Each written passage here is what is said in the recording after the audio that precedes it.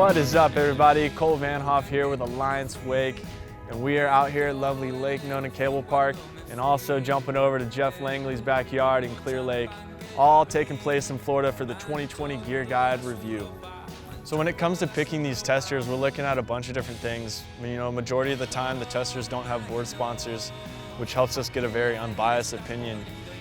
We want to be able to have riders that are pretty advanced and can do some pretty technical stuff, but also we want riders that are on the novice side and just getting into it, because majority of the time those are the people that are going to be buying the boards and really need this review and don't know what they want. So for the park portion of the test, we're looking at a bunch of different things. We're looking at tracking. How well does that board hold its edge going into kickers, around the turns, or just getting over edge to edge to get back and forth between obstacles and between lines. Another thing we're looking at is how well does the board ollie. Is it snappy? Is it very responsive when you go to pop it? Obviously with park, it's all about flex. So we're checking out the boards and how they flex and how well they flex.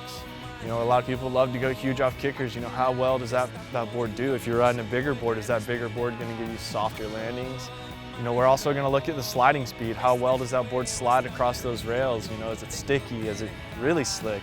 And we're also going to look at the fun factor. Overall, how did the board ride and how did the board feel under your feet? The first thing I guess I do when I test the boards is just hop on and start carving around, kind of feeling it out, And then from there, just kind of feel out the ollies as well, because that's super important. And then from there, just start hitting features and seeing how it feels on rails and stuff. I think Lake Nona is definitely the perfect place to test this out, because there's just so many options of rails. You have some really wide boxes and big transfers, and some more technical stuff like John's rail and the flat bar handrail, kinked rail, whatever you want to call it, is super good to test stuff out too. There's definitely a nice variety, whether you're a beginner or more advanced, to kind of feel things out, and it made this place perfect to test the boards for sure. Whenever they do get done riding, the riders come in, they sit down, they all have their own sheet.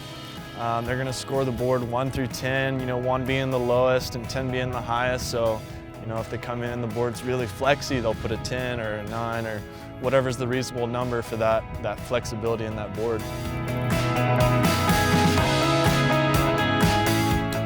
So in years past, it used to be just one review, reviewing all boards.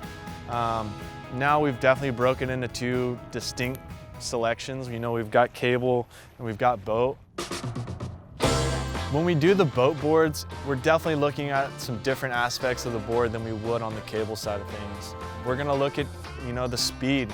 When you cut into that wake, is the board dragging or is it flying across the water? We're also going to look at the pop and how that board releases off the wake. If it's holding through the wake, is it getting loose when you're coming off the lip? Another thing we're going to look at is swing weight. When you're spinning, doing 3s, 5s, 7s, 9s, whatever it may be, some are going to spin a lot easier than others. Some are going to feel like you're spinning faster. Some are going to feel like you're really trying to get that board around. So that's another aspect that we're going to look at. Of course, we're going to look at landings, landing clean in the wake, landing in the flats. Some boards are going to land softer than others. If they're bigger, if they're smaller, all these things are going to play factors to help come up with that score for the final review. And lastly, we're going to have the testers write a few points about the board. It could be positive notes, it could be negative notes, just trying to get an overall understanding of how they felt about the board. Yeah, I found that it was pretty good to go out with each board and carve around a little bit, get it on edge, see how it responded snapping off the wake. And then really I just got into kind of my normal warm-up riding routine, a couple heel side wake jumps, a couple toe side wake jumps, feel it out. Obviously it's a little bit strange going through 10 boards in a day, but yeah, that was kind of the process. Get into a couple tricks, see how it spun off the wake, see how it was upside down. Really just try to get a procedure that was consistent for all 10 boards. At the end of the day, this review is to help you guys. Every year there's something new coming out, a brand's coming out with some new technology, new sizing, new grind base, the list goes on. And that's where this review can really help you dial in exactly what board's gonna suit you. Like I said, I'm Cole Vanhoff. Thanks for watching.